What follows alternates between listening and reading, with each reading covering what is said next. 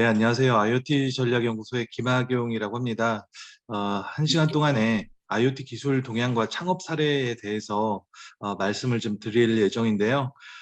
사실 IoT 창업 사례는 너무 이게 한 10년 전 일들이라서 저는 이제 IoT 창업 사례보다는 이제 기술 동향과 어떻게 비즈니스에서 활용이 될 수 있나 그런 내용들, 어프로치 관점에서 좀 말씀드리겠습니다.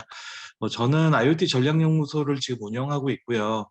2020년까지는 이제 순천향대학교 쪽에서 사물 인터넷을 가르쳤습니다. 그리고 그전에는 뭐 이제 기업 쪽에서 한 10여 년간, 13, 14년 정도 직장 생활을 했고요. 2014년에 사물 인터넷 책을 쓰고 이제 이렇게 프리로 활동을 하고 있고요. 계속해서 이제 사물 인터넷 기반의 비즈니스 관련된 책들을 이제 쭉 출간을 하고 있는 상태입니다. 그리고 이제 최근에는 이제 사물 인터넷에 인공지능이 결합되면 이제 앰비언트 세상, 즉 사람들은 아무것도 안 해도 우리 주변 환경이 알아서 필요한 뭐 기능이나 서비스를 제공해 준다라는 책을 올 초에 출간을 했으니까 좀 관심 있는 분들 참고를 하시기 바라겠고요. 자, 이 자료가 많아서 좀 빨리빨리 넘기고 나중에 질문을 받는 식으로 하겠습니다. 뭐 사물 인터넷은 잘 아시겠지만 인터넷 오브 띵스 의 약자입니다. 그림에 보이는 것처럼 다양한 사물들이 인터넷에 연결돼 있는 그런 개념이고요. 인터넷이라고 하면은 보통 컴퓨터들이 연결된 거기 때문에 지금 여기에 연결된 사물들은 다 컴퓨터라고 보시면 되겠습니다. 즉 이런 그 기존에 존재하는 사물들을 컴퓨터화시켜서 인터넷에 연결시키는 그 비용이 매우 저렴해졌기 때문에 사물 인터넷이 한 10여 년 전부터 본격적으로 이렇게 많이 도입이 되고 있는 상태고요.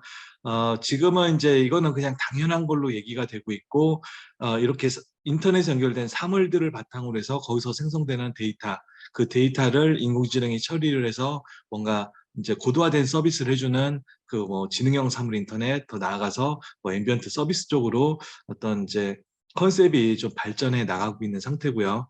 여기서 이제 중요한 거는 우리가 사물 인터넷에서 사물들을, 많은 분들은 이런 그 유형의 사물들만 생각을 하는데요. 저는 이것뿐만이 아니라 사람이나 동식물, 공간, 이처럼 추상적인 개념이나 뭐 비즈니스 같은 이런 것들도 다 그 사물로 포함을 시켜야 된다라고 얘기를 하고 있습니다.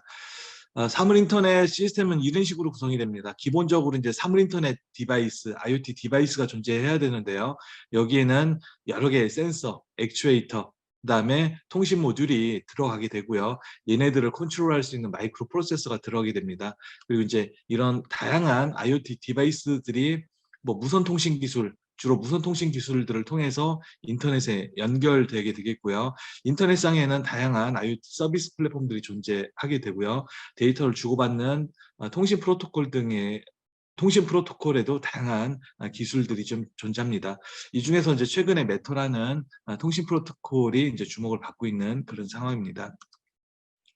사물 인터넷에서는 이제 이 핵심적인 개념이 디지털 트윈과 가상물리 시스템이라는 개념입니다. 이거는 사물 인터넷뿐만 아니라 4차 산업혁명, 디지털 전환 그런 데서 다 기본적인 개념인데요. 어떤 현실 세계에 존재하는 사물을 가상 세계에 소프트웨어적으로 표현한 게 디지털 트윈입니다. 즉, 그 물리 세계에 존재하는 사물의 디지털 버전이 디지털 트윈이라고 생각하시면 되겠고요. 형태는 이렇게 소프트웨어적인 그 구조, 어떤 텍스트 형태로 구성이 돼 있을 수도 있고요. 아니면 우리가 그 자신의 아바타를 만드는 것처럼 그런 이제 이런 아이콘 형태로도 존재를 할 수 있다. 그렇게 보시면 되겠습니다. 그리고 이제 CPS라는 개념은 현실 세계하고 가상 세계가 같이 동작한다라는 개념입니다. 우리가 이런 시스템을 이제 동작시킬 때는 보통 스마트폰 앱이라든지 인공지능 스피커를 통해서 명령을 내립니다. 아니면 화면에 있는 아이콘을 터치를 합니다. 여기 화면에 있는 아이콘을 딱 터치해서 불을 켠다 혹은 불을 끈다라고 해서 이제 아이콘을 터치를 하게 되면 그 신호가 이 가상 세계에 있는 디지털 트윈에 먼저 반영이 되게 되고요. 그 값이 현실 세계에 있는 이 스마트 디바이스한테 전송이 돼서 그 결과가 반영이 되는 식입니다. 결과적으로는 현실 세계에서 불이 꺼지면 가상 세계에서도 불이 꺼지고요. 가상 세계에서 불이 켜지면 다시 현실 세계에서도 불이 켜지는 식으로 같이 쌍으로 항상 동작한다라는 개념이 가상 물리 시스템이고요. 이게 중요한 이유는 현실 세계에는 이런 기기들이 막 흩어져 있을 텐데 걔네들을 가상 세계에 한 곳에 모아서 서로 연계를 시키는 게 가능해진다는 겁니다. 그거는 이제 뒤에서 좀 말씀드리도록 하겠고요. 그렇다면 이런 디바이스들을 인터넷에 연결시키면 뭐가 달라지느냐? 기존에는 온도를 확인한다든지 전원을 껐다 켰다 한다든지 하려면은 바로 그 장치 옆에 가야만 그게 가능했는데, 얘네들이 인터넷에 연결되면은 사용자들도 인터넷에 연결될 수 있는 그 어떤 환경에서든 간에 이런 디바이스의 상태를 확인하거나 제어하는 게 가능해집니다. 그리고 이제 더 나아가서는 굳이 사람이 관여하지 않더라도 가상세계, 아까 디지털 트윈을 이용을 해서 가상세계에서 얘네들의 동작을 제어한다든지 연계시켜서 함께 동작시키도록 하는 그런 최적화나 자율화 기능을 제공할 수가 있고요. 얘네들의 기능을 그 온라인을 통해서 계속해서 지속적으로 업데이트 시키는 게 가능해집니다. 그렇게 되면 어떤 게 가능해지느냐? 처음에는 디바이스를 싸게 팔고요. 기능들을 쓸 때마다 돈을 받는다든지, 아니면 그 기능들을 새로운 기능을 이용할 때 별도의 요금을 내게 한다든지 하는 식으로 해서 뭐 비즈니스 모델을 좀 다양화 시킬 수 있다, 그렇게 말씀드릴 수 있을 것 같습니다. 요거의 예시가 이제 요런 게 될 텐데요. 어떤 디바이스가 있을 때 핸드폰으로 원격에서 지금 내 사무실의 온도가 몇 도구나, 내 집의 온도가 몇 도구나 원격에서 확인할 수가 있고요. 네, 스마트폰 앱으로 원격에서 제어하는 게 가능합니다. 그리고 이거는 이제 사람의 관여가 필요하지만 그거 없이 특정한 이렇게 조건을 걸 수가 있습니다. IFTTT라고 해서 if this then that이라고 하는데, 그냥 조건식이라고 보시면 됩니다. 온도가 25도 이상이 되면은 에어컨을 켜. 뭐 온도가 18도 아래가 되면은 보일러를 켜. 뭐 이런 식으로 해줄 수가 있겠죠. 요거를 이제 조건식이라고 얘기를 하고요. 앞으로는 여기에 이제 인공지능이 결합이 돼서 음성으로 아니면 지능적으로 얘네들을 제어하거나 확인하는 게 가능해지고요. 이 디바이스의 동작도 단순한 조건이 아니라 여러 가지 데이터들을 반영한다든지 사용자의 어떤 취향이나 패턴, 그런 것들을 반영을 해서 동작시키는 게 가능해집니다. 뭐 이 조건식은 굉장히 심플하니까 잘 아시리라고 생각합니다. 움직임이 감지가 되면은 뭐 사이렌을 울려라. 이게 가장 기본적인 걸 테고요. 여기서 이제 더 나가서 만약에 움직임이 감지가 되면은 뭐 기존에 존재하는 서비스한테 콜을 해서 대응을 할 수 있게끔 해라. 이런 식의 비즈니스도 가능하다라는 겁니다. 그래서 단순히 사물 인터넷 하면 스마트 디바이스를 많이 생각하는데, 여기에서 그치지 말고 더 나아가서 이제 이런 서비스까지 연동을 시키는 게 좋겠다. 그런 말씀을 드리겠습니다. 그래서 이제 초창기 때는 이런 서비스가 이제 이런 그 창업 아이템들이 있었습니다. 이큐브 랩스라고 하는 회사인데요. 그 당시에 이제 연세대 학생들이 만든 회사였는데 스마트 쓰레기통을 만들었습니다. 이 쓰레기통이 이제 우리가 이제 쓰레기를 버리는데 그냥 쓰레기통이 요즘 너무 많지 않다 보니까 그냥 보이면 버립니다. 넘치면은 그냥 그 옆에다 막 버리죠. 지저분해지니까 아예 여기 천장에다가 센서를 달아가지고 쓰레기 양을 확인을 하는 겁니다. 쓰레기 양 확인하는 거는 거리 센서, 초음파를 쏘면은 쓰레기까지의 거리를 알 수가 있습니다. 그랬을 때 뭐 한 70% 정도 되면은 뭐 이제 콜을 해서 이제 수거하시는 분이 와서 이제 수거를 하도록 하는 뭐 그런 식의 이제 스마트 쓰레기통과 그 쓰레기통 관리 시스템을 만들어서 뭐 판매도 하고 수출도 하고 그랬는데, 개인적으로는 저는 별로라고 생각을 하는데 뭐 하여튼 홍보용으로 굉장히 많이 이 시스템이 판매가 됐습니다. 저 이제 그 아까 앞에 조건부 제어 IFTTT라는 거는 이미 스마트폰에도 이렇게 많이 들어가 있습니다. 아이폰, 갤럭시, 그다음 미국 같은 경우는 알렉사 쓰시는 분들도 많은데, 다양한 조건에서 기기를 제어하는 게 가능합니다. 사람이 도착할 때, 떠날 때, 뭐 특정 시간에 특정 기기나 센서가 제어될 때, 뭐 이제 다른 것들을 제어한다든지 서비스를 콜하는 게 가능하기 때문에, 이렇게 기존 서비스하고 연동시키면 뭐 간단하게 디바이스를 만든다든지 아니면 뭐 서비스를 만드는 것도 가능하다, 이렇게 보시면 되겠고요. 아마존 같은 경우는 어느 정도 지금 수준이냐, 우리나라는 저런 스마트 디바이스가 사물 인터넷이 뭐 얘기만 많았지 제대로 지금 되는 게 별로 없습니다. 물론 산업계에서는 아주 굉장히 많이 쓰고 있지만 B2C 개인 쪽에서는 이제 별로 사용되고 있지 않는데, 미국 같은 경우 특히 아마존 같은 경우는 스마트 스피커를 써서 저 디바이스를 제어하는 비율이 30%, 그다음에 앞에 말씀드린 자동화 루틴을 이용하는 게 한 60%, 그다음에 개별적으로 이렇게 스마트폰 앱을 이용하는 게 한 10% 정도밖에 안 될 정도로 스마트폰을 이용하는 거는 지금 많이 줄어들었고요. 뭐 이런 음성 비서나 자동화 루틴을 많이 이용을 하고 있고요. 여기에 인공지능이 결부가 돼서 인공지능이 막 서비스를 제안해 주기까지 하는 그런 단계까지 와 있습니다. 굉장히 지금 발전해 있는 그런 상황이다. 그리고 이제 아까 뭐 이거 잠깐 말씀드렸는데 얘네들을 인터넷에 연결시켜 놓으면은요, 이런 기능들을 필요할 때마다 업데이트 시킨다든지 사용량을 실시간으로 모니터링하면서 얘 얼마 사용했구나, 그에 따른 과금을 한다든지 이런 것들이 좀 가능해진다는 겁니다. 예를 들어서 이제 자동차를 렌트를 할 때 옛날에는 무조건 일 단위로 렌트비를 냈었죠. 그러다 뭐 몇 년 전, 뭐 한 10년, 벌써 한 10년 정도 됐는데 자동차 쉐어링 서비스가 나오면서 이동한 거리에 따라서 비용을 낸다든지 시간과 거리에 이제 합산으로 뭐 이제 비용을 낸다든지 하는 뭐 그런 식으로 이제 서비스가 바뀌기도 하고요. 또 하나는 이제 테슬라 같은 경우는 자동차를 팔 때 자동차 값만 따로 판매를 하고요. 그 다음에 이제 자율주행 기능, 그 FSD라고 하는 풀 셀프 드라이빙이라는 기능이 있는데 그건 별도의 12,000달러에 별도로 판매를 하고 있습니다. 이런 식으로 하드웨어하고 소프트웨어를 구분해서 판매하는 뭐 그런 게 가능한데요. 이런 어프로치는 우리가 스마트폰에서 스마트폰 산 다음에 자기가 필요한 앱을 다운받거나 구매하는 그런 거하고 똑같은 어프로치라고 보시면 됩니다. 그래서 앞으로는 뭐 어떤 이제 IoT 관련된 창업을 하실 때 여기에 모든 기능을 다 몰빵해서 판매를 하는 게 아니라 기능을 기본적인 기능만 있는 제품을 만들어서 판매를 한 다음에 뭐 별도 추가적인 기능들은 그때그때 추가적으로 판매를 하는 게 가능하다는 겁니다. 그래서 뭐 대표적인 게 이제 스마트 TV 같은 경우 최신형 같은 경우 한 200만 원, 300만 원 막 그렇게 하잖아요. 물론 인치에 따라서 가격은 달라지겠지만 근데 똑같은 2, 300만 원짜리의 TV를 기본 기능만 탑재해서 100만 원 언더로 판매를 합니다.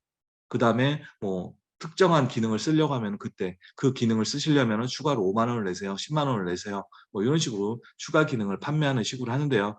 이렇게 되면 매출이 줄어들지 않느냐. 기존 기업들은 그렇게 생각을 합니다. 하지만 신생 기업들은 그래 일단 많이 판 다음에 나는 추가적으로 매출을 늘리겠다. 그런 식으로 이제 반대로 생각을 하고 있습니다. 그래서 사실 IoT에서는 디바이스 만드는 것보다 비즈니스 모델을 혁신하는 게 가장 중요하다. 그렇게 보시면 되겠습니다. 어, 요거는 이제 사물인터넷 시스템의 구조인데요. 인터넷에 어디 클라우드에 그 일종의 이제 서버, 이 시스템을 돌리는 플랫폼이 존재를 하고요.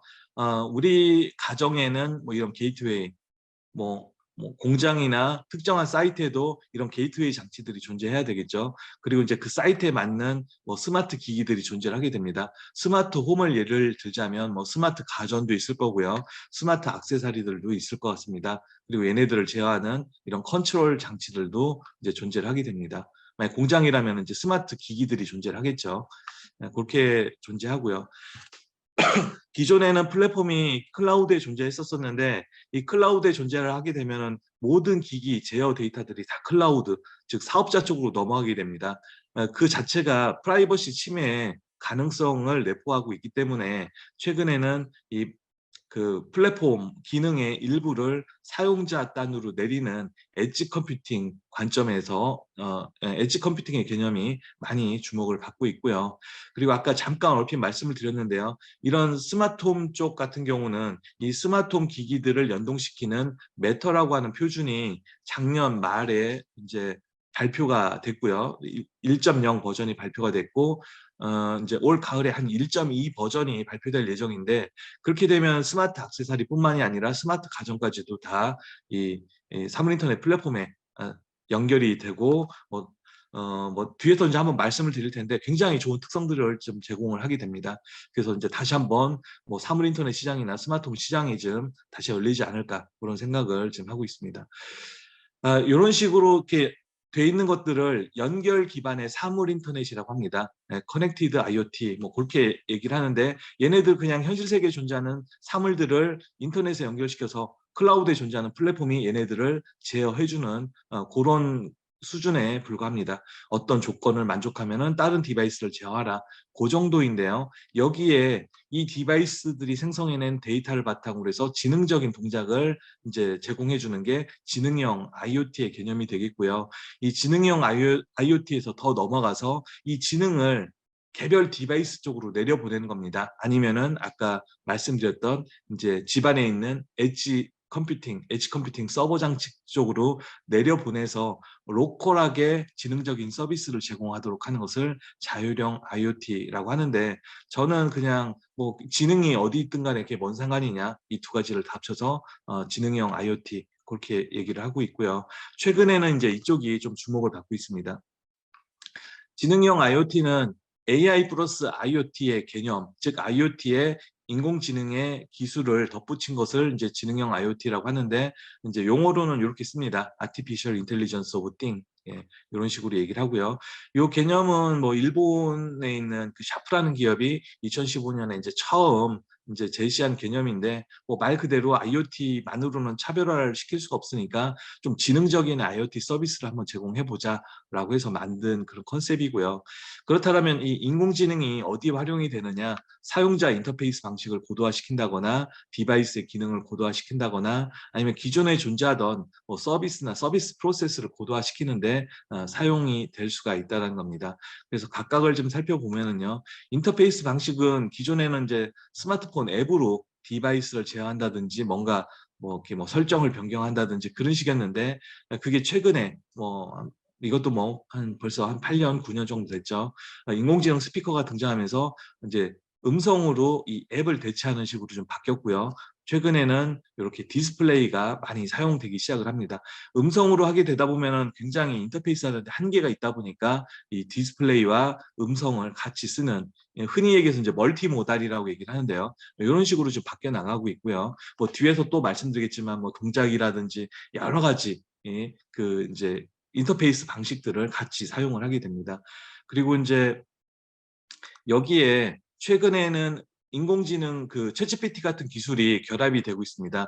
지금 인공지능 비서 같은 경우는 굉장히 단편적인 일들밖에 못합니다. 예를 들어서 형광등 켜 하면은 불을 켜준다든지 뭐 음악 틀어 하면 음악을 튼다든지 이런 단편적인 기능, 그것도 기능을 하나씩밖에 수행을 못합니다. 하지만 이제 챗GPT가 나오면서 얘가 사람의 말을 굉장히 잘 이해하다 보니까 이거를 인공지능 스피커하고 결합을 시켜야 되겠다라고 해서 뭐 벌써 이제 그런 시도들이 나타나고 있습니다.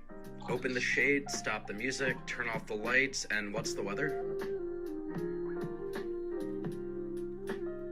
Opening the shade.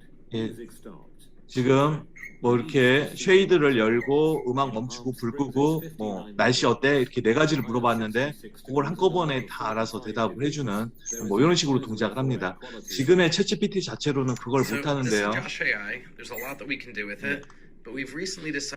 예, 지금의 챗GPT 자체로는 그런 기능들을 못 하는데, 기존에 이제 챗GPT하고 스마트홈 시스템하고 뭐 API 방식으로 연결이 되든 뭐 플러그인 방식으로 연결되든 이런 게 이제 가능해지게 됩니다. 그래서 이런 게 아마 이제 제 생각에는 올해 하반기 정도면 기존의 뭐 미국의 뭐 구글이나 아마존 같은 회사는 이런 서비스를 낼 것 같고요. 그다음에 애플 같은 경우는 뭐 며칠 전에 뭐 비전 프로 같은 거 내놓고 했는데요. 이 인공지능에서는 완전 젬병입니다. 쉬리가 최악의 인공지능 스피커 음성인식 서비스라고 미국에서는 얘기할 정도거든요. 그래서 이제 애플 쪽은 조금 약한데, 애플이 요즘 그 스마트홈 쪽에 아주 그냥 목숨을 걸었습니다. 그래서 굉장히 적극적으로 해나갈 가능성이 있다라는 좀 생각이 들고요. 뒤에서 이따 보여드리긴 하겠는데 이제 이런 식으로 디바이스 등록하는 것들도 좀 달라지게 됩니다. 뭐 애플 이어폰 쓰시는 분들은 아시겠지만 처음에 얘를 등록을 할 때 옛날에는 이렇게 이어폰, 블루투스 이어폰이 있으면은요, 얘를 딱 꺼낸 다음에 핸드폰 설정창 들어가서 블루투스 들어가서 페어링할 디바이스를 선택한 다음에 페어링하기 누르기 그런 식으로 복잡하게 했는데, 요즘은 다 이런 식이죠. 뭐 뚜껑만 열면 얘가 활성화가 돼가지고 바로 옆에 있으면은 이제 처음에 새로운 디바이스가 발견되었습니다. 연결하시겠습니까? 그냥 연결하기만 누르면 그냥 모든 게 끝나버리는 거죠. 그런데 이게 얘만 이어폰만 되는 게 아니라 앞으로는 모든 스마트 기기에서 이런 기능들이 다 디폴트로 될 거라는 겁니다. 이것도 이제 뒤에서 말씀 좀 드리겠고요.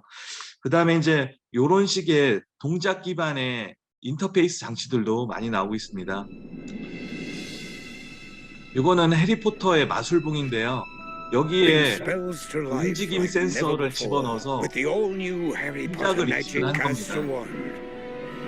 Connect your world through your smart devices and unleash everyday magic. Lumos Maxima.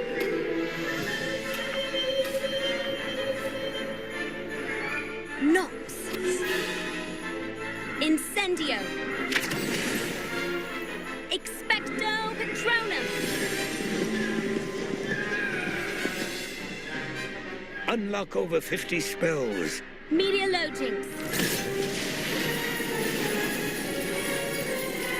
Experience hours of interactive adventure and challenge your friends to the ultimate duel.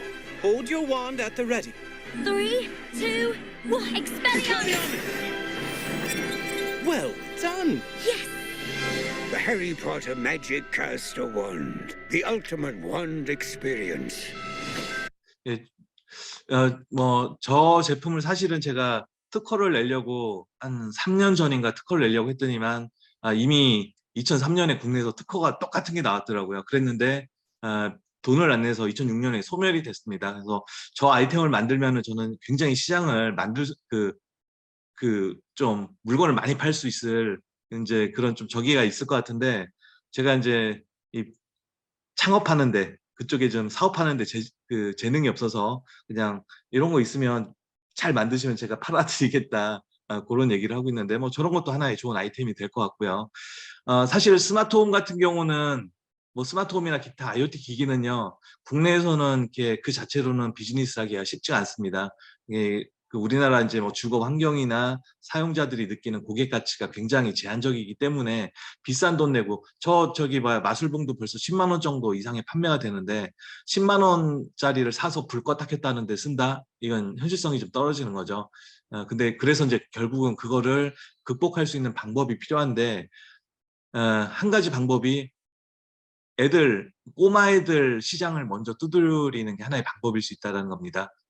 어떤 꼬마애가 저걸 들고 와가지고 유치원에서 막 하면서 우리 집은 이거 흔들면 불 켜진다, 뭐 TV 켜진다 이러면 이제 옆집 꼬마도 사고 이제 확산이 되는 거죠. 여자애들 뭐 마술봉 같은 거, 뭐 그런 식으로 엉뚱한 데에서 이걸 갈 수가 있다는 거고요. 또 이제 비즈니스하는 방식도 얘를 돈 받고 파는 게 아니라 다른 사람이 저걸 이용하게끔 한 다음에 돈을 주도록 하는 그런 식으로 일종의 이제 교차 보조금 모델을 쓰는 식으로 해야 된다는 겁니다.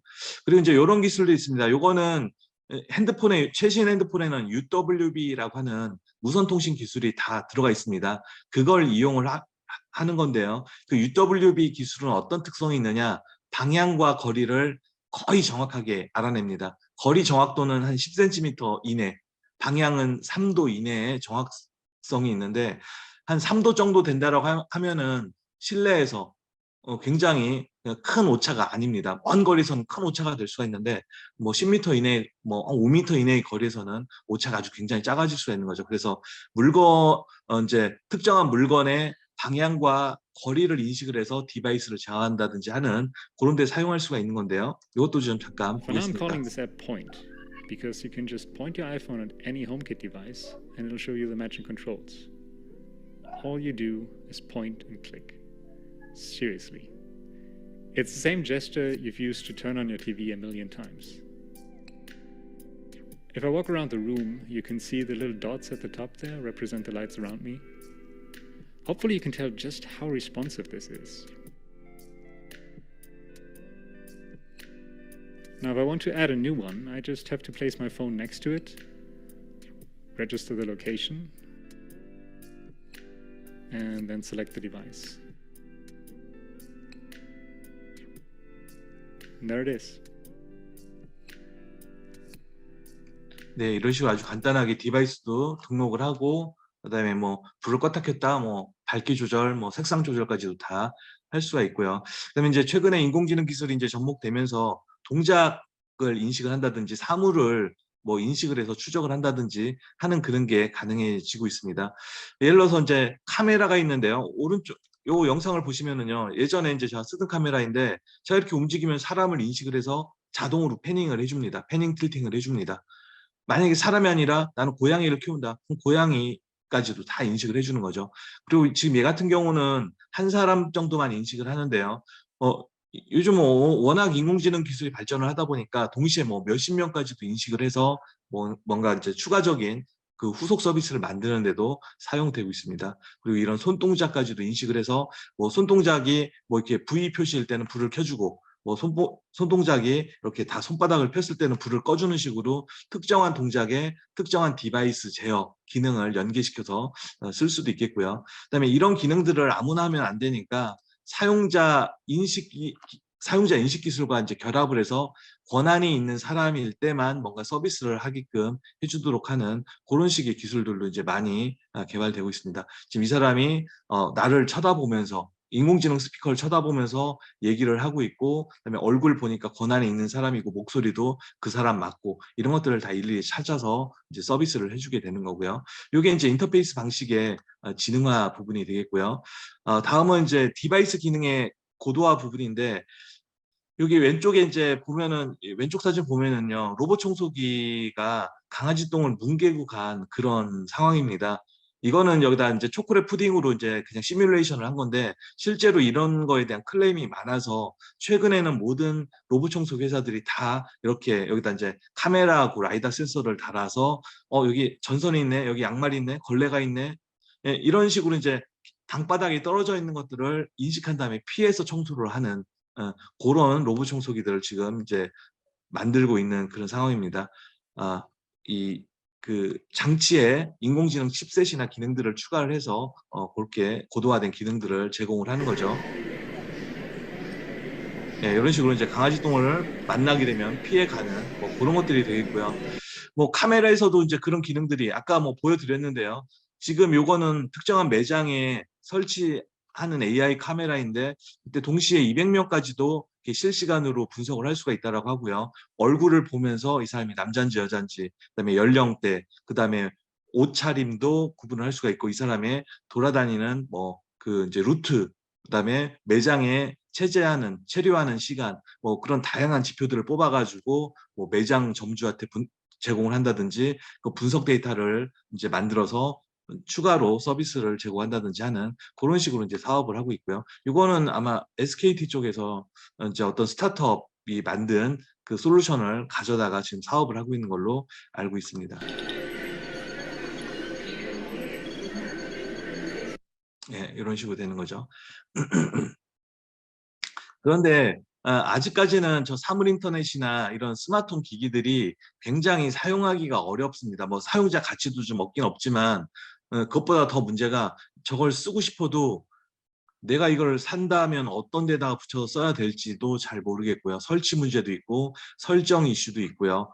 그다음에 또 다른 플랫폼하고 연동시킬 때 또 어떻게 해야 되는지, 그것도 이 과정도 굉장히 복잡하고, 이제 그래서 좀 이 시장이 많이 활성화가 안 된 그런 상태입니다. 그래서 예전에 뭐 제가 2013년, 14년 그 당시부터 이제 그 스타트업 기업들이 IoT 기반의 사업들을 많이 했었는데 거의 다 망했습니다. 살아남은 기업들이 몇 개 안 되는데 다들 뭐 종목 변경해서 살아남거나 이제 그런 상황이죠. 그래서 이제 최근에는 이런 것뿐만 아니라 굉장히 또 다양한 무선 프로토콜들이 사용됩니다. 그래서 소비자들은 나 스마트 램프를 사서 쓰고 싶어 해서 스마트 램프를 샀더니만 동작을 안 합니다. 보니까 중간에 허브라는 장치가 필요한데, 스마트 램프는 10,000원인데 얘는 10만 원입니다. 10,000원짜리 쓰기 위해서 또 10만 원을 써야 되는 이상한 일들을 발생하고 뭐 여러 가지 문제들이 있고요. 그다음에 또 이제 스마트홈 기기들이 이제 보안에 아직까지 취약하다 보니까 이제 보안에 대한 막연한 우려가 있어서 또 많이 쓰지 않는 그런 문제들도 있습니다. 그래서 이제 최근에 아까 잠깐 말씀드렸는데, 야, 저런 기존의 스마트홈이나 IoT 기기에서 발생하는 문제들을 좀 다 해결을 해보자. 그래서 이제 아주 쉽게 사서 쉽게 쓸 수 있도록 하는 그런 기능들, 상호 연동이 잘 되고 신뢰할 수 있고 보안 특성도 좋은 그런 IoT 기기, 스마트홈 기기들을 만들어 보자라고 이제 주요 플랫폼 사업자들, 아마존, 구글, 애플이 의기투합을 했고요. 그래서 이제 2019년 12월에 여기 프로젝트 칩이라고 하는 프로젝트를 론칭을 했습니다. 그랬다가 2021년 5월에 이름을 메터로 바꿨고, 2022년 10월 작년 말 정도에 요 표준이 나왔고요.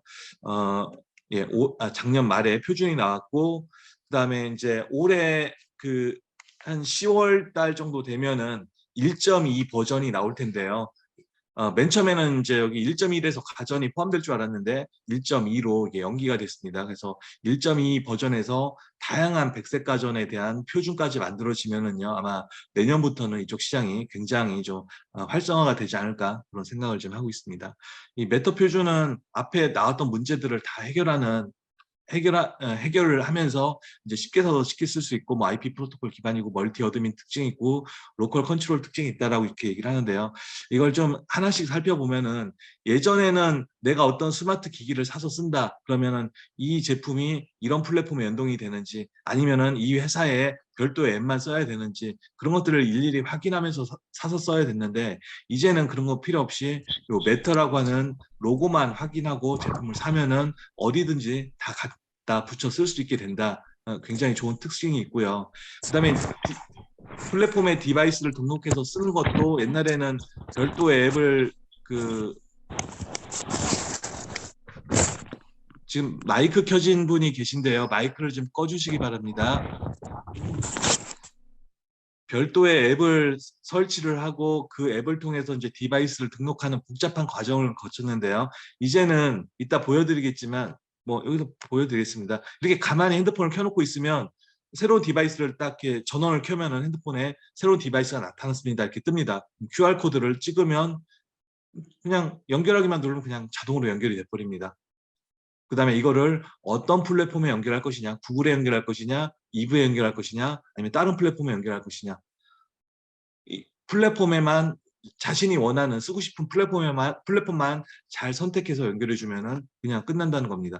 너무나 사용하기 이제 쉽게 기술이 만들어지기 때문에 아마 조만간은 이제 다시 한번 IoT 기반의 시장, 스마트홈 시장이 좀 활성화가 되지 않을까 그런 생각이 좀 들고요. 얘는 IP 기반 프로토콜이라는 건데, 기존에는 어떤 통신 기술을 쓰느냐에 따라서 별도의 프로토콜을 썼었습니다. 그런데 이 메터라는 표준은 무선 통신 기술로 스레드하고 와이파이, 그다음에 유선으로는 이더넷, 요 세 가지만 지금은 사용을 하고 있습니다. 근데 요 세 가지만 쓰는 이유가 뭐냐? 얘네들이 다 IP 기반으로 동작한다라는 겁니다. IP 기반으로 동작한다라는 거는 디바이스의 아이디를 전 세계 그러니까 전 세계 단일한 그 아이디 체계로 쓸 수 있게 된다는 것을 의미를 하게 됩니다. 무슨 얘기냐? 기존에는 플랫폼마다 서로 다른 주소 체계를 썼는데, 이제는 단일한 IP 기반의 주소 체계를 쓰기 때문에 이 디바이스를 여기다 연결해서 쓸 수도 있고요, 여기다 연결해서 쓸 수도 있고, 다른 데 연결해서 쓸 수 있습니다. 동시에 디바이스 하나를 여러 군데 연결해서 쓰는 게 가능해진다는 겁니다. 그렇게 되면서 사용자들은 이제는, 옛날에는 내가 애플을 쓴다 그러면은 내가 어떤 디바이스를 살 때 이 디바이스가 애플에 연결되는지 아닌지 그런 것들을 확인을 해야 됐는데, 그리고 만약에 디바이스를 만드는 사업자들은 내가 보니까 사용자들이 아이폰을 많이 쓰네, 그럼 나는 꼭 여기에 연결을 해야지. 보니까 갤럭시도 많이 쓰네, 스마트 띵스에 연결해야지. 보니까 구글도 많이 쓰네, 이쪽에도 연결해야지. 굉장히 연동화해야 되는 일들이 많아지는데, 이제는 그런 일이 싹 사라지게 된다는 겁니다. 그런 개념이 요 슬라이드인데요. 예전에는 플랫폼 단위로 이 플랫폼에서 제공하는 프로토콜들을 맞춰서 디바이스를 개발해야 됐고요.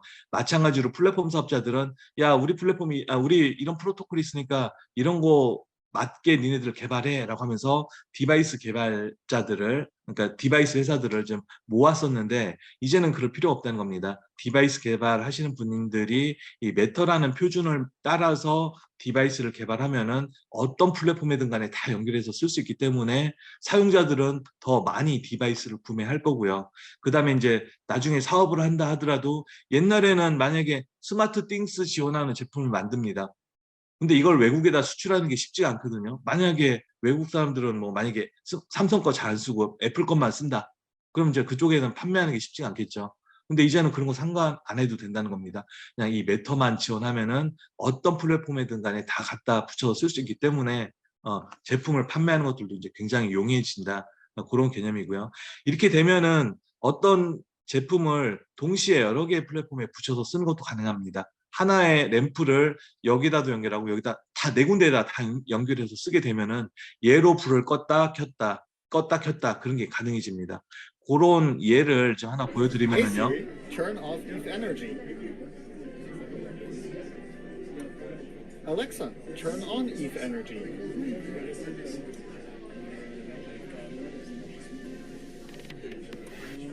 Hey Google, turn on ETH Energy.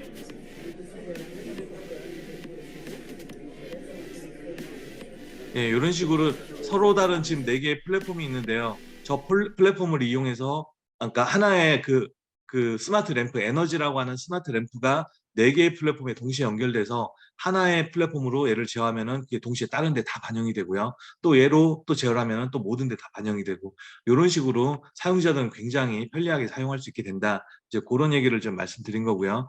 이렇게 되면 이제 디바이스 사업자들은 기존에는 스마트 디바이스 만든 다음에 이것만 만들어서 되는 게 아니라 스마트폰 앱도 만들고 별도의 플랫폼도 만들고, 그다음에 이걸 자신들이 전략적으로 생각하는 이제 사업자들과 플랫폼 투 플랫폼, 클라우드 투 클라우드로 연동까지 시키는 굉장히 많은 작업들을 해야만 했었었는데요.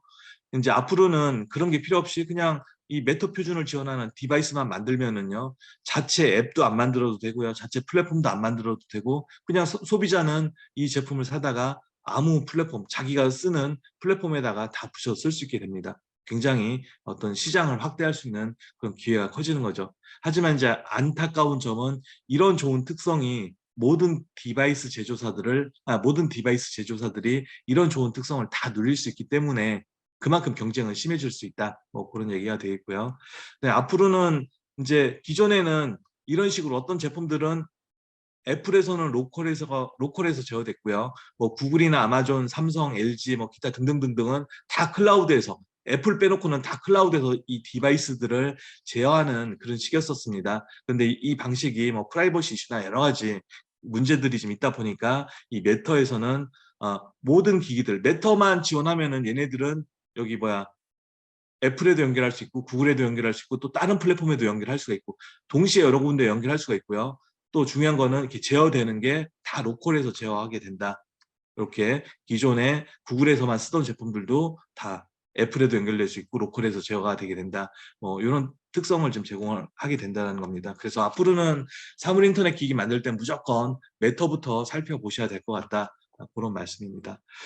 그리고 이제 이 IoT 기기에서는요, 참 사물 인터넷에서는요, 단순히 이렇게 불을 껐다 켰다 하는 스마트 디바이스를 만드는 거는 그 자체로서는 거의 의미가 없습니다. 얘네들을 이용해서 뭔가 서비스를 할 수 있어야 되는데, 서비스를 제공할 수 있는 방법이 디바이스를 서비스화하는 이런 방법이 있고요. 또 하나는 디바이스하고 기존에 존재했던 서비스를 결합하는 방법입니다.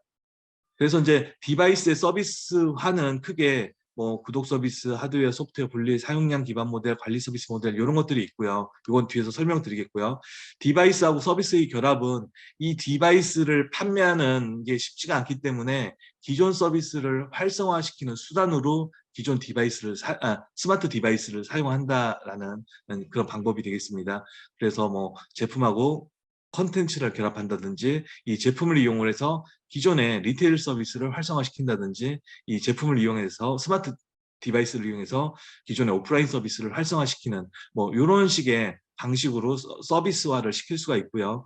그런데 이제 특정한 디바이스를 이렇게 서비스화 시키는 것만으로는 이렇게 이제 결국은 이제 어떤 디바이스가 서비스화가 된다라는 거는 이 자체가 플랫폼화가 된다라는 건데 단일 플랫폼만으로는 비즈니스를 하는 게 쉽지가 않기 때문에 이런 다양한 플랫폼들을 하나로 묶어서 크로스 플랫폼을 구축을 해야 된다.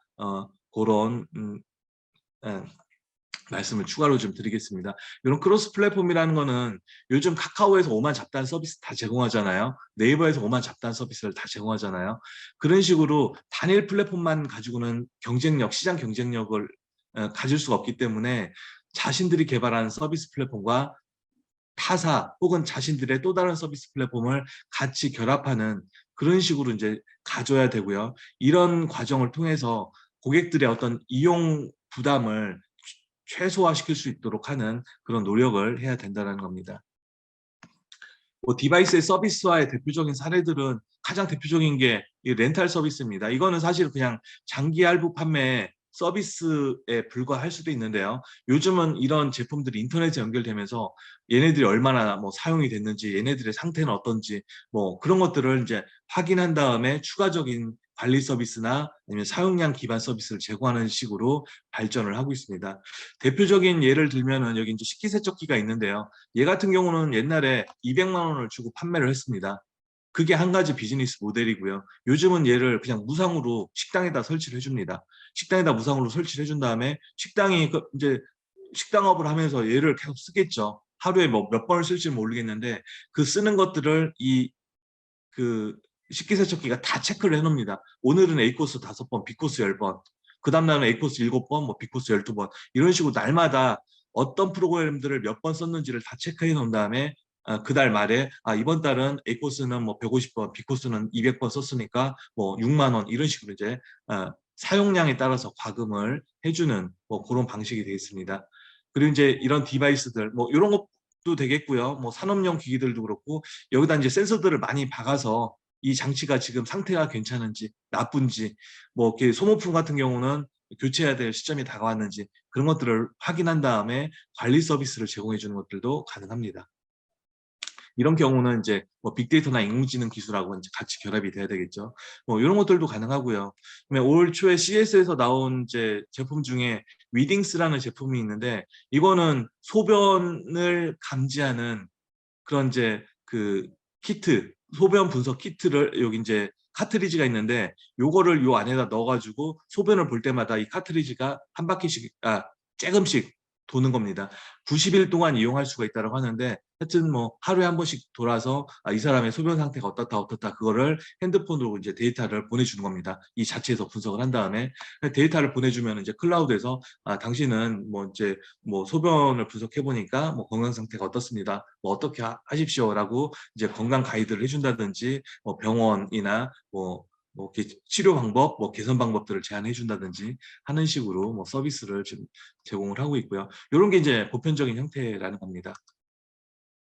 그다음에 아까 이거 사용량 기반 비즈니스 모델 말씀드렸는데 식기세척기 말씀을 드렸는데 산업용 공기압축기 같은 경우도 그냥 무상으로 설치해 준 다음에 공기압축기를 얼마나 썼는지 확인한 다음에 이제 사용한 만큼 돈을 청구를 한다든지 하고요. 그다음에 얘 상태가 좋은지 나쁜지 관리 서비스를 제공하기도 합니다.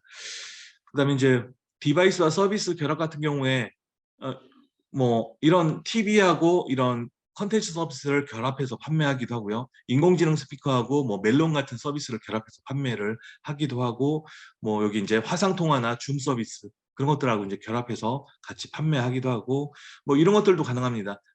그 홈 CCTV, IPTV가 있는데요. 기존에는 이런 것들을 20~30만 원에 비싸게 판매를 합니다. 그런데 그러지 않고 얘네들을 굉장히 저렴한 가격, 여기는 이제 129달러인데 최근에 나온 것들은 뭐 한 30달러, 40달러밖에 안 합니다. 그게 저렴하게 판매를 합니다. 그 다음에 만약에 부재 중일 때 특정한 공간에서 움직임이 감지가 된다, 알람을 보내줍니다. 그런 서비스들도 무료입니다. 그런데 움직임이 감지됐을 때 알람을 보내주는데 그게 사람의 움직임인지 아니면 해가 떠서 뭐 예를 들어서 이런 거죠. 여기 해가 떠서 방바닥에 이 창틀에 그림자가 생깁니다. 그것도 움직임으로 감지해서 알람을 보내줍니다. 그럼 이제 짜증나겠죠. 쓸데없는 알람을 보내주는 거니까. 그런 경우에는 사람의 움직임일 때만 사람의 움직임만을 감지해서 뭐 알람을 보내주도록 하는 그런 인공지능 기술을 접목시켜서 별도의 서비스를 제공해 주기도 합니다. 이렇게 되면 디바이스 싸게 해서 많이 뿌리고요. 그 다음에 이런 부가적인 서비스를 제공할 때마다 추가적인 서비스 매출을 얻어낼 수도 있겠죠.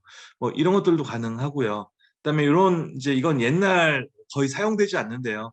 이제 대시 버튼이라고 해서 여기 하기스라고 돼 있고요. 여기 질레트라고 돼 있습니다. 이 디바이스에 있는 이 버튼을 누르면은요, 하기스 기저귀가 주문이 되는 거고요. 이 버튼을 누르면은 질레트 면도기가 주문이 되는 겁니다. 피자 모양으로 생긴 이 제품을 누르면은요, 요거에 연동시킨 뭐 불고기 피자를 연동시켰다. 버튼 한번 누르면은요, 불고기 피자가 자동으로 주문이 되고 결제가 되고, 그다음에 이제 한 15분 정도 있으면 우리 집으로 배송이 되도록 하는 뭐 그런 장치, 이런 것들도 이제 하나의 사업 아이템이 될 수도 있고요. 그다음에 뭐 필립스 같은 경우는 이게 전동 칫솔을 만들었는데 이 전동 칫솔로 그냥 칫솔질만 하는 게 아니라 전동 칫솔질을 하면은 이렇게 이제 스마트폰 앱하고 연동돼 가지고 이 칫솔로 어느 부위를 얼마나 닦았는지 그런 데이터까지도 확인을 해서 이제 어떤 양치하는 방법을 가이드해 준다든지 할 수도 있고요. 거기에 더해서 핸드폰으로 입안에 이런 사진까지 찍어서 이제 자기가 그 이제 뭐 계약한 치과 병원으로 그 데이터를 보내줍니다. 입안 상태 사진, 칫솔 양치한 데이터 이런 것들 보내주면은 이제 그 의사가 분석을 해서 좀 뭐 양치를 어떻게 해주시고 뭐 언제쯤 와서 뭐 치료를 하세요. 뭐 그런 식의 원격 의료 서비스까지도 제공해 줄 수도 있습니다. 그다음에 이제 이런 스마트 운동기구에는 뭐 이렇게 스핀 바이크도 될 테고요. 다양한 운동 기구에 적절한 센서를 넣어서 이 디바이스만 판매하는 게 아니라 그 운동 기구에서 발생하는 데이터를 분석해서 서비스를 한다든지 뭐 레슨을 한다든지 뭐 그런 것들이 좀 가능해질 수도 있고요.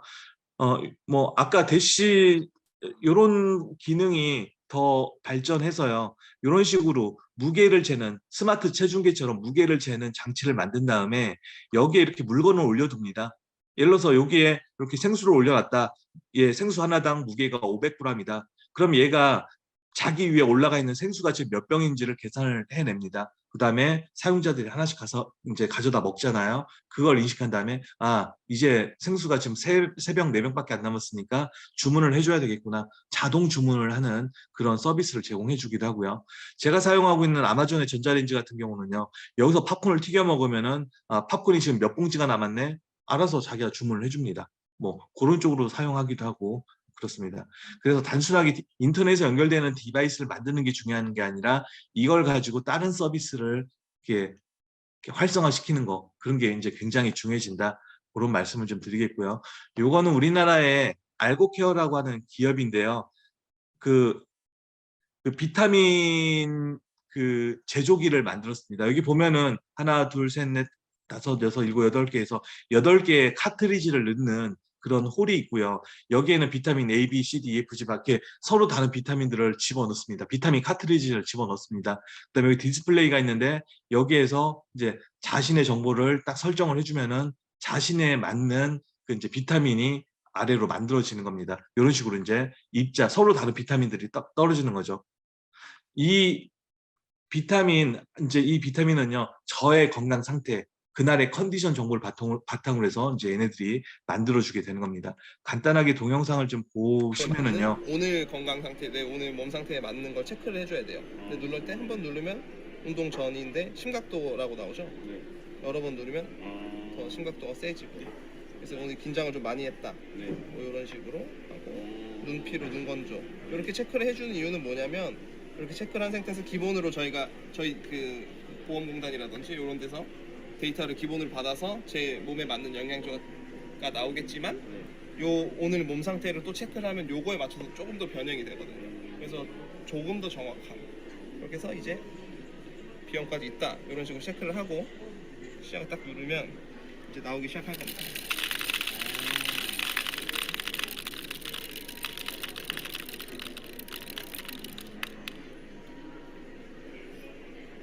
그래서 어플로 방금 보신 화면과 같이 오늘 뭐 오메가3를 얼마나 더 먹. 네, 뭐 이런 식으로 되는 거고요.